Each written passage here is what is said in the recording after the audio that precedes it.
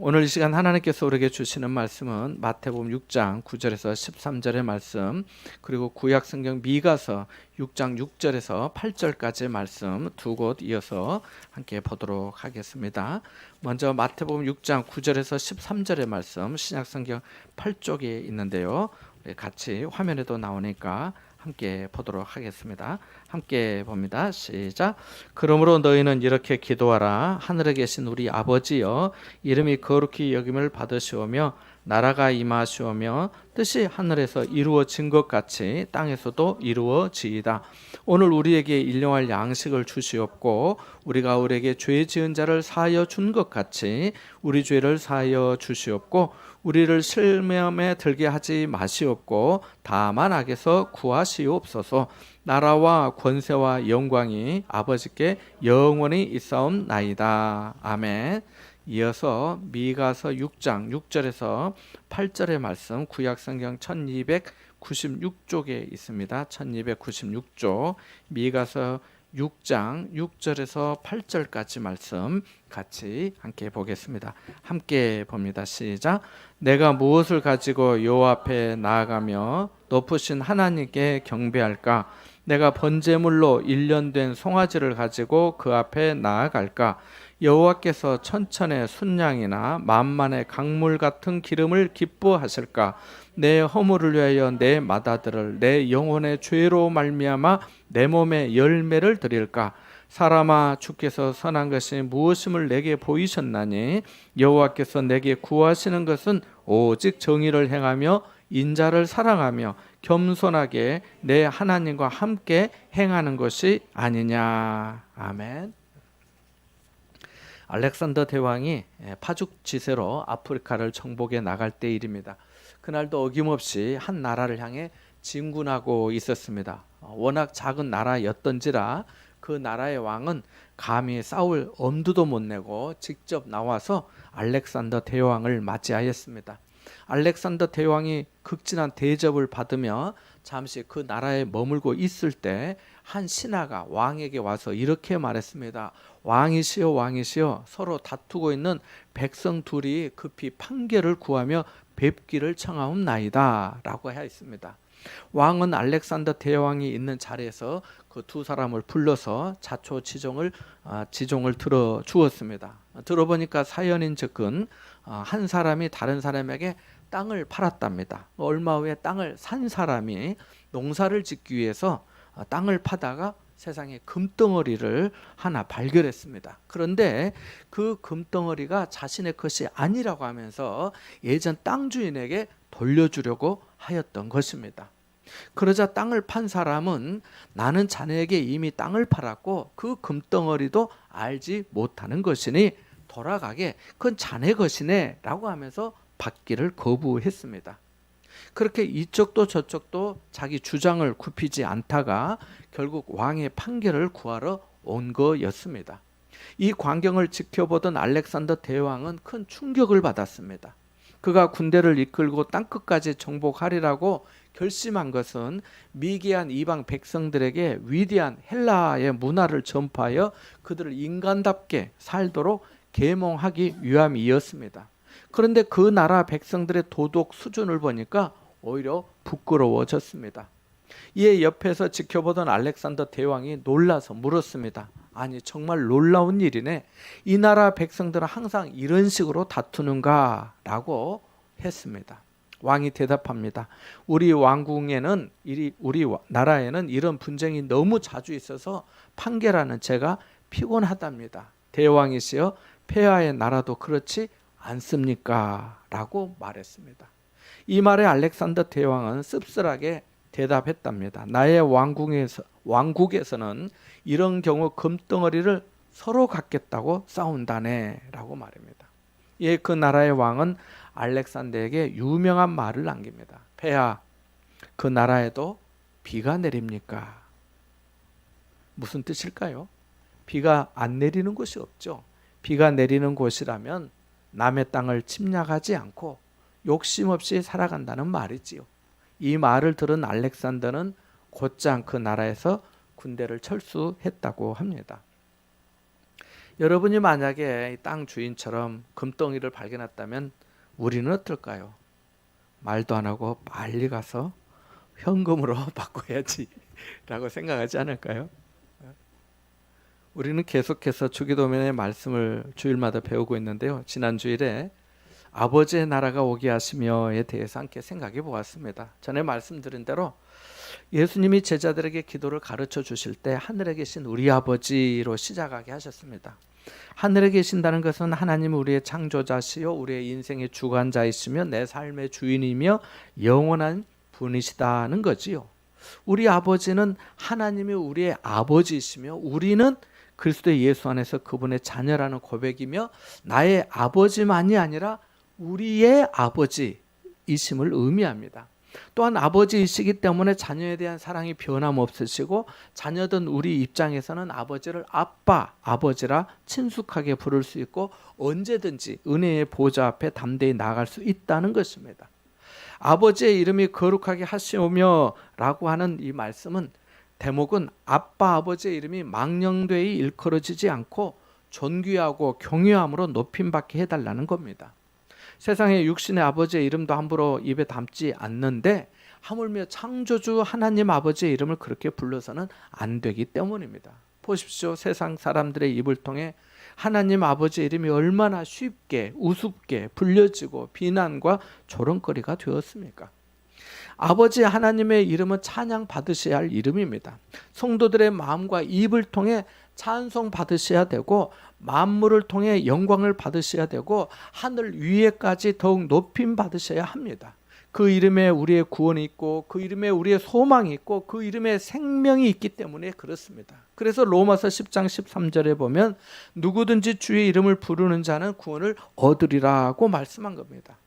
아버지의 나라가 임하시오며 또는 아버지의 나라가 오게 하시며 라고 하는 대목은 하나님 아버지의 주권과 통치가 이 세상에 온전히 성취되기를 간구하는 것입니다. 믿는 우리에게 구체적으로 적용하면 내 안에서 예수의 나라가 온전히 이루어지기를 소원하는 것입니다. 내가 주인인 모든 것을 다 내려놓고 내 마음의 주인 자리에 예수님을 모시고 예수님의 말씀대로 순종하는 삶이 되는 것입니다. 그래야 진정으로 예수 믿는 사람, 예수를 따르는 사람, 예수의 사람이 되기 때문입니다. 그래서 아버지의 나라가 임하시오며 아버지의 나라가 오게 하시오며 라고 기도할 때 이제 내 나라는 끝나고 오직 아버지 하나님의 나라가 내 안에서 이루어지기를 원합니다. 의와 평강과 희락이 넘치는 새 생명의 삶이 되기를 원합니다 라고 기도하는 겁니다. 이것이 성도의 정상적인 내면이고 얼굴입니다. 지난 주간에 가까운 포항 장성교회에서 영남 지역 목사 장로 선교 대회가 있었어요. 목사님 장로님들과 시차례 함께 다녀왔는데요. 그 오신 강사 목사님 중에 한 분이 전도에서 이제 그 천안에서 오신 분이었는데 제일 중요하게 이제 그 목사님 말씀에 전도에서 제일 중요하게 생각되는 것이 기쁨이라고 얘기를 하시더라고요. 뭐라고요? 기쁨. 다른 말로 하면 희락이라고 하죠. 희락, 기쁨, 희락. 믿는 사람이 기뻐하며 즐겁게 살면서 희락의 은혜가 넘치면 다른 사람들이 궁금해하고 믿음에 관심을 갖더라는 것입니다. 여러분은 어떠십니까? 데살로니가 전서 5장 16절에 항상 기뻐하라였고 빌립보서 4장 4절에 주 안에서 항상 기뻐하라 내가 다시 말하노니 기뻐하라고 말씀하였는데 항상 기뻐하고 계십니까? 주 안에서 범사에 감사하며 항상 기뻐하고 계십니까? 희락이 성령의 열매 가운데 하나인데 그 열매를 맺고 계십니까? 바울이 빌립보서, 갈라디아서, 데살로니가 전서, 후서를 쓸 때 그 당시 성도들은 아무 어려움이 없을 것이니 기뻐하라 했겠습니까? 아닙니다. 사람 사는 것은 창세기 때나 지금이나 똑같습니다. 병들고 힘들고 지치고 속상하고 관계가 틀어지고 생각지도 못한 문제가 터지고 내일에 대한 염려와 근심도 있습니다. 그럼에도 불구하고 왜 기뻐하라 하였을까요? 많은 이유를 들 수 있지만 주님이 우리와 함께 하시기 때문입니다. 주님께서 나를 내 자신보다 더 잘 아시기 때문입니다. 주 안에서 위로를 받을 수 있고요, 능력을 덧입을 수 있고요, 주님께서 내가 풀지 못한 관계까지도 풀어주시고요, 삶의 걸음을 인도해 주시기 때문입니다. 그래서 기쁨은 믿음과 직결사항입니다. 믿음이 없이는 희락의 기쁨을 누릴 수 없고 믿음이 없이는 하나님도 기쁘시게 할 수 없기 때문입니다. 전도에서 중요한 요소가 뭐라고요? 기쁨입니다. 기쁨, 희락이에요. 여러분 항상 기뻐하시기를 바랍니다. 감사하면 더 기뻐할 수 있습니다. 감사의 조건을 찾고 찾으면 더 감사하게 되고 기뻐하게 됩니다. 주기도문에는 아버지라는 단어가 5번 나오고 그 중에 4번이 앞부분에 나오고 그 모든 것은 아버지에 대한 영광과 찬송입니다. 그리고 아버지의 뜻이 하늘에서와 같이 땅에서도 이루어지기를 소원하는 내용입니다. 오늘 아침 저는 이 부분에 대해 여러분과 함께 은혜를 나누고자 합니다. 함께 마태복음 6장 9절 10절의 말씀을 다시 한번 읽어볼까요? 9절과 10절입니다. 시작. 그러므로 너희는 이렇게 기도하라. 하늘에 계신 우리 아버지여, 이름이 거룩히 여김을 받으시오며 나라가 임하시오며 뜻이 하늘에서 이루어진 것 같이 땅에서도 이루어지이다. 아멘. 가끔 제가 교회 처음 다닐 때를 회상해 봅니다. 저는 시골의 작은 아이였고요. 믿지 않는 집에서 교회를 다니다 보니까 가정에서 핍박을 많이 받았습니다. 진짜 많이 받았어요. 교회 간다고 맞기도 하고요. 성경책도 빼앗겨서 불쏘시개로 그냥 아궁이에 바로 들어가기도 하고요. 주일날 일하다가 도망치다가 저보다 달리기를 더 잘하는 작은아버지에게 그 신장로에서 붙들려가지고 동네 사람들 다 보는데 아무튼 뭐 그런저런 일들이 좀 있었습니다. 그 외에도 있지만 그래도 교회 오는 것이 좋았습니다. 교회 와서 교회차 세차하고요, 예배당과 화장실 청소하고요. 그 시골에는 이제 교회 화단도 있었거든요. 상당히 화단을 가꾸는 일도 좋았습니다. 그때 제가 기도했던 것은 저희 가족 모두가 예수 믿고 구원받기를 원했습니다. 어느 정도로 원했냐면요, 하나님이 어떻게 해서든지 꼭 예수 믿고 구원받게 해주세요. 하나님, 식구들이 가족들이 아파야 예수님을 믿을 것 같다면 그렇게라도 해서 꼭 예수 믿고 구원받는 가족이 되게 해주세요 라고 기도했습니다. 공부를 잘하게 해달라고 기도하지는 않은 것 같습니다. 제가 공부를 좋아하지 않았으니까요. 고등학교를 졸업하고는 배우자를 위해 기도하기 시작했고요. 또 할 수 있다면 제가 다녔던 시골 모교회를 섬기면서 평생 동안 살 수 있는 직업을 달라고 기도했던 것으로 지금도 기억이 됩니다. 아마 여러분 중에도 저와 비슷한 기도를 하는 분이 많이 계실 겁니다. 신앙생활을 시작할 때는 자신의 필요를 위해 기도하곤 합니다. 건강의 문제, 가정의 문제, 진로와 결혼의 문제 등 말입니다. 그런데 젖먹이 신앙에서 어린아이 신앙으로 자라고 다시 어린아이 신앙에서 그리스도의 장성한 분량에까지 자라는 신앙으로 성장하게 되면요, 기도의 내용과 목적이 점점 달라집니다. 내 뜻보다는 나를 향하신 하나님의 목적, 하나님의 뜻이 이루어지기를 소망하게 되거든요. 그것이 억지로 하는 것이 아니라 성령께서 내 안에 내주하시면서 예수님께서 말씀하신 것처럼 성령께서 내가 너에게 가르쳐 준 것을 생각나게 하시리라고 하신 그 말씀처럼 말씀이 생각이 나고 말씀대로 살고 싶어지면서 기도도 그런 방향으로 바뀌게 됩니다. 기도의 목적은 하나님이 나의 뜻을 이루어 주시는 것이 아니라 내 뜻을 하나님의 뜻에 맞추는 것이기 때문입니다. 주님의 기도를 진심으로 드리는 성도는 하나님의 뜻을 중요하게 여기고 자신의 뜻을 덜 중요하게 여기는 훈련을 평생에 걸쳐 받습니다. 완벽할 수는 없지만 점점 하나님의 뜻에 더 맞아가는 것이 건강한 신앙이요, 성숙해가는 신앙 아니겠습니까? 그래서 로마서 12장 2절 말씀에 보면 너희는 이 세대를 본받지 말고 오직 마음을 새롭게 함으로 변화를 받아 하나님의 선하시고 기뻐하시고 온전하신 뜻이 무엇인지 분별하도록 하라고 말씀한 것입니다. 아시다시피 예수님의 주기도문은 한 번만 드리는 기도가 아닙니다. 주일학교의 어린아이들만 드리는 기도가 아니에요. 믿음이 어린아이와 같을 때만 하라고 가르쳐 주신 것이 아닙니다. 나이가 들어서도 내가 천국문 앞에 이르렀을 때도 드려야 할 기도입니다. 그러니까 주기도문을 어느 한순간이나 단계의 과정으로 이해하시면 안 됩니다. 예수님이 직접 이렇게 기도하라고 가르쳐 주신 것임을 기억하고 중요하게 생각하고 감사한 마음으로 기도해야 합니다.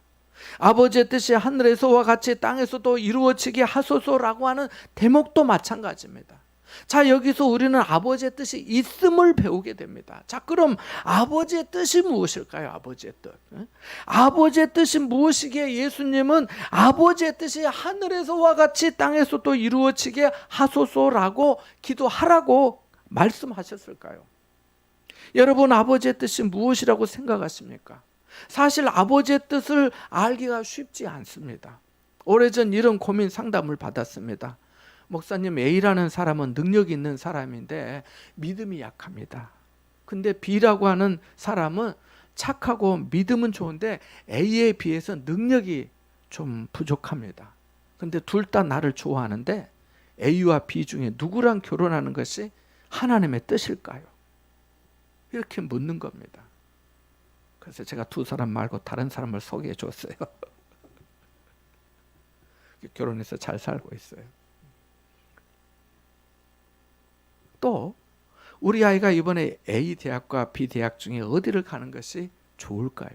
사업을 하려고 하는데 이 사업이 좋을까요? 저 사업을 하는 게 좋을까요? 이 사업이 좋을까요? 저 사업이 좋을까요? 이해하기 어려운 질병이나 인생의 온갖 고난을 겪을 때 하나님의 뜻이 뭘까요? 내게 왜 이러실까요? 라고 물으시면 솔직히 대답을 어떻게 해야 할지 어려울 때가 많습니다. 어떻게 제가 다 하나님의 뜻을 알겠습니까? 또 뒤집어서 생각해서 그러면 묻는 그분이 당신이 알고 있는 그거 말고 하나님의 뜻에 대해서 알고 있는 것은 행하고 있습니까? 라고 되묻고도 싶어요. 그래서 전도서의 저자도 이렇게 말하였습니다. 전도서 3장 11절에 보면은 하나님이 모든 것을 지으시되 때를 따라 아름답게 하셨도다. 또 사람들에게는 영혼을 사모하는 마음을 주셨느니라. 그러나 하나님이 하시는 일의 시종을 처음과 끝을 사람으로 측량할 수 없게 하셨도다 라고 말씀합니다. 하나님이 사람에게 영혼을 사모하는 마음을 주셨지만 하나님의 일을 사람으로 측량할 수 없게 하셨답니다. 어쩌다 하나님의 음성을 들었는데 이것이 하나님의 뜻이라고 하는 말을 들을 때가 있는데요. 매우 주의해야 할 말입니다. 자칫 자기 뜻을 하나님의 뜻으로 오도해서는 안 되기 때문입니다. 하지만 성경에 명백하게 하나님께서 말씀하신 확실한 뜻이 있습니다. 첫째로 하나님은 모든 사람이 구원받기를 바라십니다. 뭘 바라신다고요? 구원받기를 바라십니다. 전도서 디모데전서 2장 4절에 보니까 하나님은 모든 사람이 구원을 받으며 진리를 아는 데 이르기를 원하시느니라 라고 말씀합니다. 이 목적을 이루기 위해 독생자 예수님을 이 땅에 보내주셨고 예수님 또한 오셔서 인자에 온 것은 섬김을 받으려 함이 아니라 도리어 섬기려 하고 자기 목숨을 많은 사람의 대속물로 주려 함이라고 말씀하셨습니다. 또한 내 아버지의 뜻은 아들을 보고 믿는 자마다 영생을 얻는 이것이라고 요한복음 6장 40절에 말씀하셨고요. 마태복음 9장 13절에는 나는 의인을 부르러 온 것이 아니라 죄인을 부르러 왔노라고도 말씀하셨습니다. 그러니까 하나님의 목적 중의 목적은 세상을 죄에서 구원하시는 겁니다. 사람이 예수 믿고 구원받는 인생이 되기를 원하시는 것입니다. 이 목적은 갑자기 생긴 것이 아닙니다. 인생을 사랑하시는 영원한 하나님의 뜻 가운데 예정이 되어 있었습니다. 그래서 디모데후서 1장 9절에 보면 하나님이 우리를 구원하사 거룩한 소명으로 부르심은 우리의 행위대로 하심이 아니요 오직 자기의 뜻과 영원 전부터 그리스도 예수 안에서 우리에게 주신 은혜대로 하심이라고 한 겁니다. 하나님의 사랑과 은혜는 예수님과 같이 십자가에 달렸던 강도와의 대화에서도 충분히 알 수 있습니다. 당시 십자가에 달렸다는 것은 일반적으로 죽어 마땅한 짐승 같은 사람이라는 것입니다. 성경은 예수님 외에 두 사람을 분명하게 강도라고 말하고 있습니다. 강도라고 말하고 있음을 주목하시길 바랍니다. 선한 사람들이 아니었어요. 인간적인 대우를 해 주어야 할 가치 있는 사람들이 아니었습니다. 그러다 보니 그들은 사회에서 사람들에게 어떤 친절한 대접도 받지 못했을 것입니다. 그들은 유대인의 율법에도 그리고 로마의 법에도 십자가형에 처해져야 할 마땅한 사람들이었습니다. 그럼에도 불구하고 그 중에 한 사람이 예수님에게 죽음 직전에 자비를 구합니다. 그의 말을 아실 겁니다. 그가 예수님에게 뭐라고 했지요? 예수여, 당신의 나라가 임하실 때 나를 기억하소서라고 했습니다. 그는 분명하게 자기 백성을 죄에서 구원할 자라는 뜻의 이름 예수를 부르며 자비를 구하였습니다. 예수님은 내가 진실로 내게 이르노니 오늘 네가 나와 함께 낙원에 있으리라고 하셨습니다. 그는 그 시로 구원을 받았습니다. 이것이 하나님의 뜻입니다. 그래서 하나님은 모든 사람이 구원받기를 원하십니다. 두 번째로 하나님의 뜻은 하나님을 성도들이 사람들이 닮아가기를 원하시는 겁니다. 여기에는 다시 네 가지의 의미가 담겨 있는데요. 함께 읽은 미가서의 말씀은 하나님께서 미가라는 선지자를 통해 주신 말씀입니다. 미가서의 말씀을 보면 이스라엘 백성들은 하나님의 은혜를 알지 못하고 오히려 하나님이 자신들을 괴롭게 하였다고 불평하고 원망하였습니다. 그래서 읽은 본문 앞부분에 보면 하나님께서 그동안 이스라엘 백성들에게 어떤 은혜를 베푸시고 인도하시고 지켜주셨는지에 대해 말합니다. 우리는 6절에서 8절까지 읽었지만 앞에 보면 4절만 한번 읽어보면 이렇게 말씀합니다. 눈으로 보셔도 돼요. 내가 너를 애굽 땅에서 인도해내어 종노릇하는 집에서 속량하였고 모세와 아론과 미리암을 네 앞에 보내느니라고 말씀하십니다.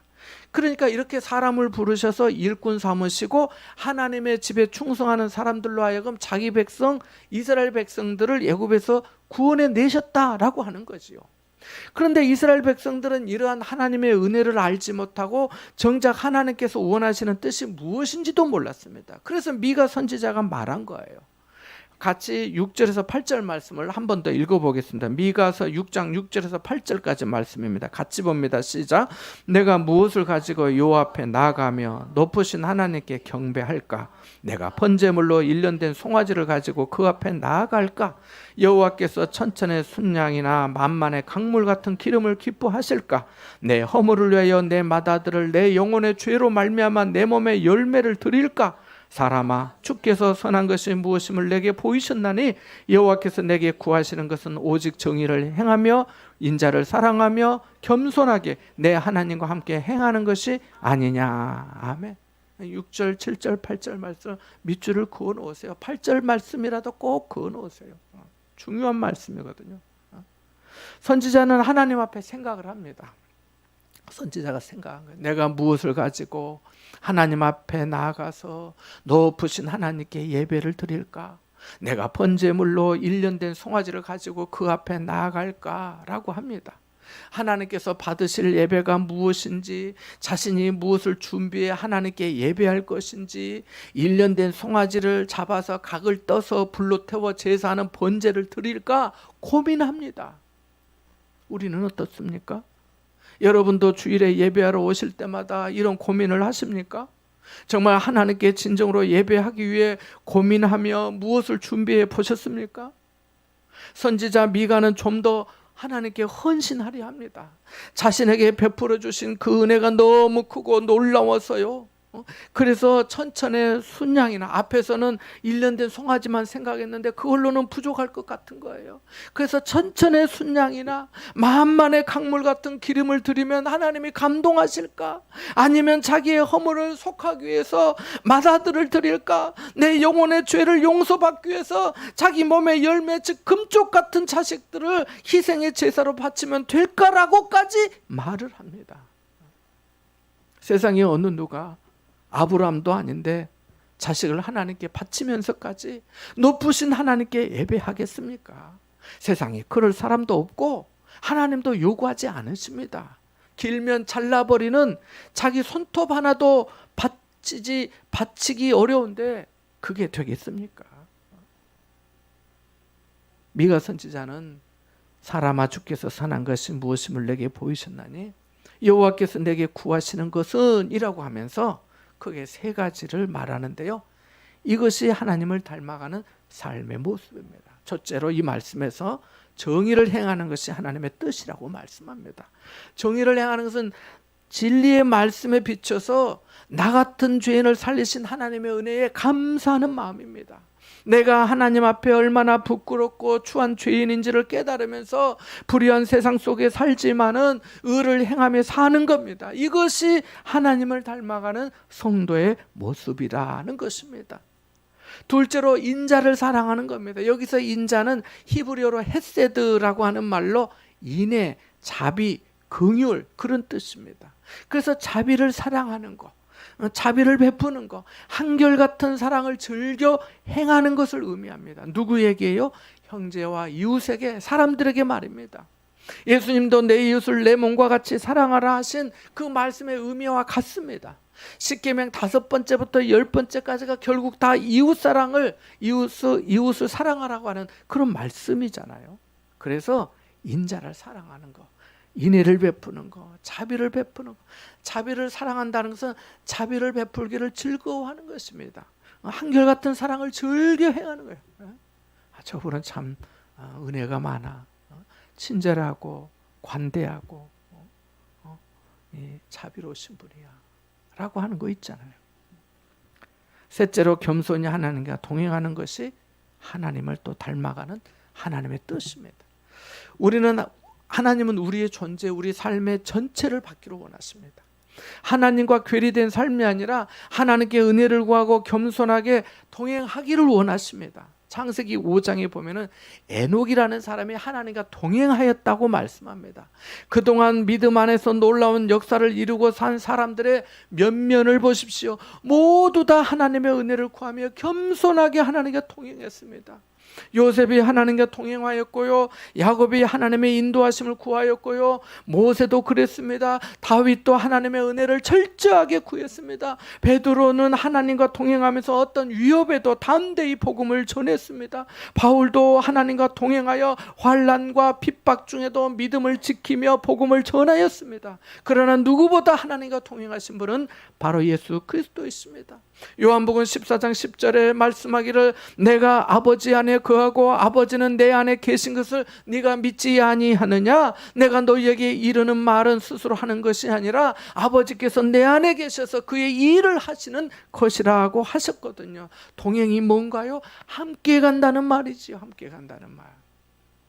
이렇게 해서 6장 8절에서 의를 행하고 정의를 행하고 공의를 행하고 또 인자를 사랑하고 또 겸손히 하나님과 함께 동행하는 거예요. 그리고 오늘 마지막 4번째, 하나님의 뜻은, 하나님의 닮은 것은 항상 기뻐하고 쉬지 말고 기도하고 범사에 감사하는 것입니다. 데살로니가전서 5장 16절에서 18절에 이렇게 말씀합니다. 항상 기뻐하라, 쉬지 말고 기도하라, 범사에 감사하라. 이는 그리스도 예수 안에서 너희를 향하신 하나님의 뭐라고 하지요? 뜻이니라고 말씀합니다. 이게 하나님의 뜻이에요. 우리를 향하신 하나님의 뜻이에요. 항상 울어라, 항상 슬퍼해라, 항상 의기소침해 있어라, 항상 위축되어 있어라, 항상 근심에 눌려 있어라, 항상 스트레스 받고 있어라. 그거 아니에요. 항상 기뻐하라, 쉬지 말고 기도하라, 범사에 감사하라. 이것이 너희를 향한 그리스도 예수 안에서 너희를 향하신 하나님의 뜻이니라고 말씀합니다.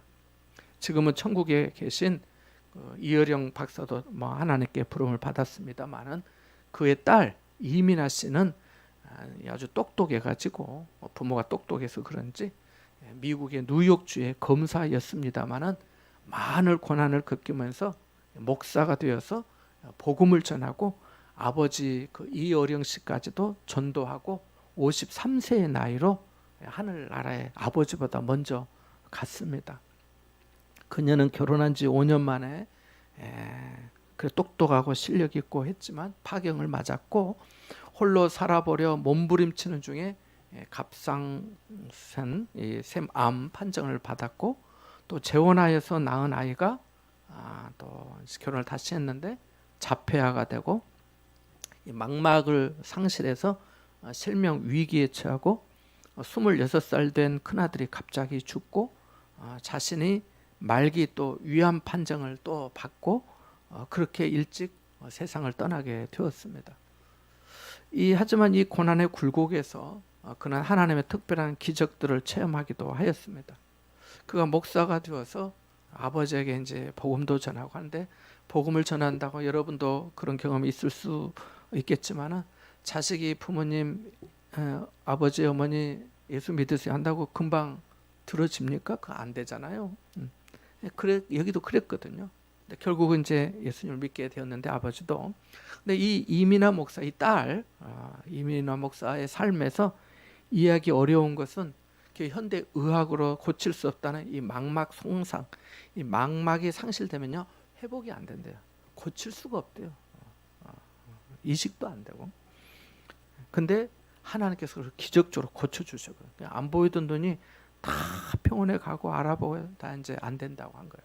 그런데 하나님이 고쳐주셨어요. 또 목회자가 되어서 상처 입은 치유자로서 많은 사람에게 위로와 소망의 통로가 되게 해주셨습니다.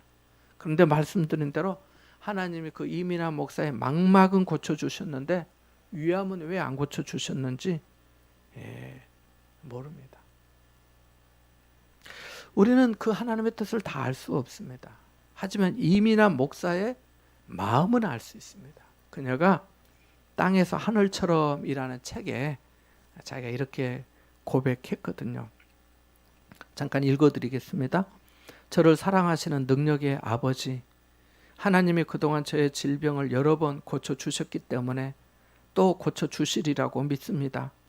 그러나 어떤 이유에서든지 이 땅에서 그 치유를 온전히 다 받아 누리지 못하고 내 몸이 죽는다 해도 저는 예수님을 믿는 자는 죽어도 살겠고 살아서 그를 믿는 자는 영원히 죽지 않는다는 하나님의 말씀을 믿습니다. 라고요.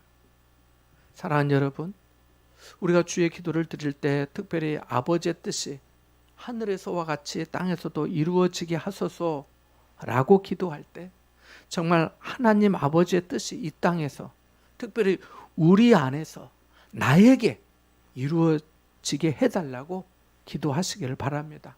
그 이유는 내 뜻보다 아버지 하나님의 뜻이 더 좋고 그 뜻이 하나님의 영광을 더 크게 나타낼 것이기 때문입니다. 이러한 기도의 자리까지 나아간다면 여러분은 하나님의 실실한 일꾼으로 더욱 존귀하게 되고 더욱 복되게 쓰임받게 될 줄 믿습니다. 이와 같은 은혜가 여러분과 함께 하시기를 주님의 이름으로 축원합니다. 잠시 말씀을 생각하면서 기도하겠습니다.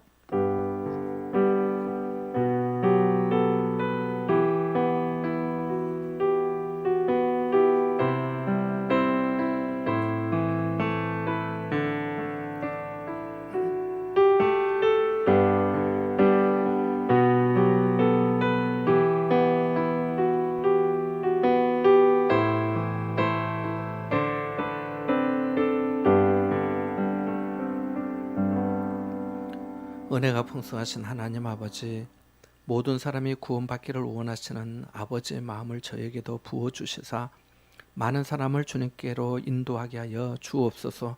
의의를 행하고 인애를 사랑하고 겸손히 하나님과 함께 동행하는 삶이 되게 하여 주옵소서. 항상 기뻐하고 쉬지 않고 기도하고 범사에 감사하는 것이 그리스도 예수 안에서 너희를 향하신 하나님의 뜻이라고 하셨사오니 아버지 하나님, 이 뜻대로 살아갈 수 있도록 성령께서 우리에게 능력을 더하여 주시옵소서. 내 뜻보다 크고 놀라우신 하나님 아버지의 뜻이 이 땅에 이루어지게 하시고 우리 삶에서 성취되게 하여 주옵소서. 그래야 하나님 아버지의 이름이 더욱 거룩하게 되고 높임 받게 하여 주옵소서. 예수님의 이름으로 기도하옵나이다. 아멘.